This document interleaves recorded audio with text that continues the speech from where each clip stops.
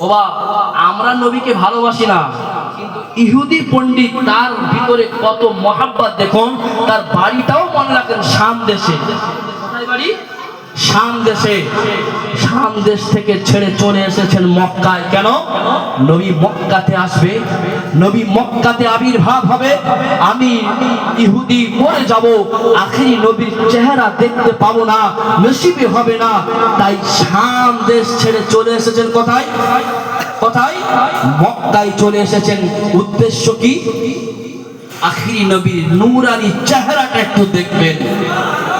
আখেরি নবীর নূরানি চেহারা যে একবার দেখে নিল, আল্লাহ পাক বলছেন আমি তার জন্য জাহান্নামের আগুনটাকে হারাম করে দিয়েছি।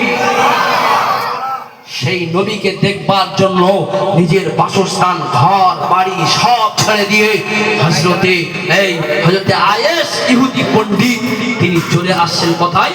মক্কা নগরীতে। মক্কাতে এসে তিনি অনেক দিন থাকছেন। থাকতে থাকতে আল্লাহর নবী চাচা আবু তালেবের সঙ্গে দেখা হয়ে যায়, বন্ধুত্ব হয়ে যায়।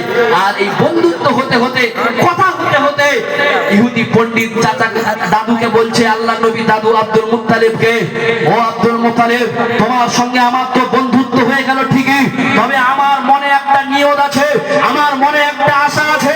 আমি এমনি শাম দেশ ছেড়ে মক্কাতে আসি নাই, আমার মনে একটা নিয়ত আছে। বলে কি নিয়ত? বলে আমি শাম দেশ ছেড়ে মক্কাতে এসেছি, তার একটাই মাত্র কারণ হচ্ছে আখিরি নবী, শেষ নবী, সরকারে আলম, নবীদের সারা ইমামুল আম্বিয়া, তিনি এই পৃথিবীর জমিনে আসবেন, এই মক্কা নগরীতে আসবেন, আল্লাহর কাবার পাশেই তিনি আসবেন। আমি সেই নবীর, আখিরি নবীর, নূর নবীর নূরানি চেহারাটা দেখবো বলে তাই আমি শাম দেশ ছেড়ে চলে এসেছি। আব্দুল মুত্তালিব, ও আব্দুল মুত্তালিব, তুমি তো এখানে সবাইকে চেনো, আমি তো কাউকে চিনি না, আমি তো কাউকে জানি না, তবে তোমার কাছে একটা ছোট্ট অনুরোধ রইল। বলে কি অনুরোধ? এই মক্কা নগরীতে আজকের থেকে নিয়ে যত বাচ্চার সন্তান, পুরুষ সন্তান জন্ম নেবে, আমি ইহুদি, আমাকে একটু খবর দিও, আমি দেখবো তার ভিতরে ওই আলামত গুলো পাওয়া যায় কিনা। একটু জোরে বলা গেল না? কি মহাব্বত তাদের ভিতরে, আল্লাহু আকবার বলেন না। শাম দেশ ছেড়ে চলে এসেছেন। আমরা যদি বলি চাচা চলো না অমুক জায়গায় এই নবীর ওয়াজ হচ্ছে, একটু শুনতে যাই, বলে থাক এখন ঘুম পাচ্ছে, ঘুমাই। বলে কালকে হয়, বলে বিরিয়ানি দেওয়া হয়, বলে থাক বিরিয়ানি তো প্রত্যেকদিন হচ্ছে। হ্যাঁ, নবীর মহাব্বত।